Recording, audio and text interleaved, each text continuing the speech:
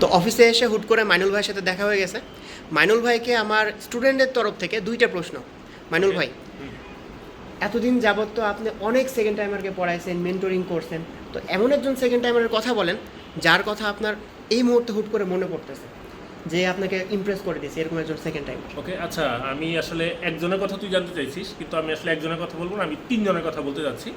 3 জনের মধ্যে প্রথমেই যার কথা মনে হচ্ছে সে হচ্ছে তোমরা অনেকেই চিনবা, সে হচ্ছে তোমাদের মেরাজ ভাইয়া। তো হচ্ছে নাইমুর রহমান মেরাজ, যে ওর কথা, কারণ ওর ব্যাপারে আমি তোকে বলি, ওই সময় তুই তখন আরটিডিএসে জয়েন করিস নাই, তো তখন ও হচ্ছে আমাদের স্টুডেন্ট। তো আমাদের এরকম হইতো যে হচ্ছে আমরা পরীক্ষা নেওয়ার আগে মাঝে মধ্যে কিছু প্রশ্ন ওরেই দিতাম হচ্ছে আমরা প্রুফ রিডিং করে দেওয়ার জন্য। মানে পরীক্ষা কিছুদিন পরে পরীক্ষা, ও আগে পরীক্ষা দিত এবং পরীক্ষা দেওয়ার পরে আবার ওই প্রশ্নটা প্রুফ রিড করে দিত, মানে ব্যাপারটা এরকম আর কি। এবং এখন কিন্তু ও আমাদের যে হচ্ছে পরীক্ষার প্রশ্নগুলো এইসব ব্যাপারগুলো দেখে, মানে ও স্টুডেন্ট থাকাকালীন থেকে এটা হচ্ছে দেখে আসতেছে। আরেকটা স্টুডেন্ট হচ্ছে তোমাদের, ওকেও তোমরা চেনবা, সেটা হচ্ছে আমাদেরই মেন্টর, হচ্ছে আশফি আপু তোমাদের।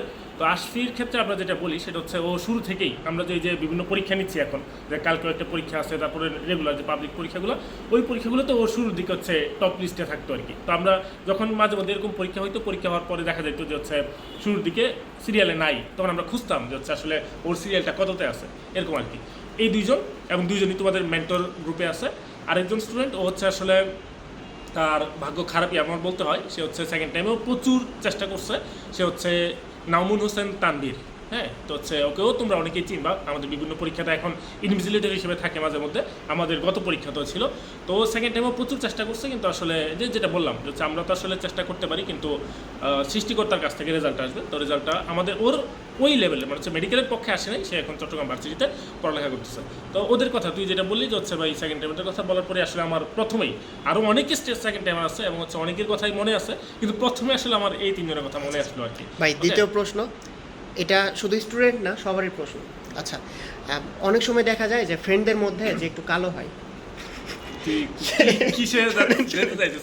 তো যে একটু কালো হয় তাকে রেসিজমের শিকার হইতে হয়, কালো বলে কিছু একটা বলে টিজ করে বা কিছু একটা নাম দেয়। তো আপনার কি এমন কখনো হয়েছে যে আপনি বেশি ফর্সা, এই জন্য রেসিজমের শিকার হয়েছেন? আচ্ছা, আমাকে তুই শুরুতে বলছিলি ভাই 2টা ইম্পর্টেন্ট কোয়েশ্চেন, আমি আসলে ওই জন্য ভিডিও করতে রাজি হয়েছিলাম যে 2টা ইম্পর্টেন্ট কোয়েশ্চেন। তো প্রথমটা ইম্পর্টেন্ট কোয়েশ্চেন ছিল, কিন্তু দ্বিতীয়টা আসলে কীভাবে ইম্পর্টেন্ট কোয়েশ্চেনে কাতারে পড়ে আমি জানি না। তো এই রেসিজমের ব্যাপারে আমি একটু বলি, এইদিকে আসলে হচ্ছে আমার মনে হয় যেটা, যে রেসিজমের বলবো না, কিন্তু ব্যাপারটা যেটা হয়, যেমন তুই তো রিজভি ভ্যারিডে কি বুঝবি, রিজভি আমার সাথে ভাই ছবি উঠাইতে চায় না, ছবি উঠেছে গেলে বলে যাচ্ছে না তোর সাথে না, আমি অন্তরের সাথে ছবি। এখানে যদি দাঁড়াই, লঞ্চিং লাইভে দাঁড়ালে আমি কিন্তু আপনার থেকে একটু দূরে দাঁড়াই। এগুলো কেন দূরে দাঁড়াই? কারণ না হলে একটা ডিভিশন হয়ে যায়। এগুলো বলাটা ঠিক না, এগুলো বললে হচ্ছে আসলে অন্যরকম শোনাবে, ঠিক আছে? তো এগুলো তোমরা হচ্ছে মানে এগুলোকে পাত্তা দিবা না। হ্যাঁ, আসলে আমাদের প্রথম কোয়েশ্চেনটা ইম্পর্টেন্ট কোয়েশ্চেন ছিল, আর এগুলার যে রাজ কি, এগুলো চিন্তা করার কোনো কারণ নেই। আমি কি সাবান ইউজ করি, হচ্ছে কি বলে এটাকে, ক্রিম, লোশন, এগুলোর কোনো আসলে হচ্ছে সিক্রেট কিছু নাই। তাও সিক্রেট জানতে চাইলে সেগুলো কোনো একদিন বলবো না, সমস্যা নেই। ওকে, তাহলে আমার মনে হয় তোর ইম্পর্টেন্ট কোয়েশ্চেন আসলে শেষ হয়েছে, আমরা শেষ করতে পারি। ওকে।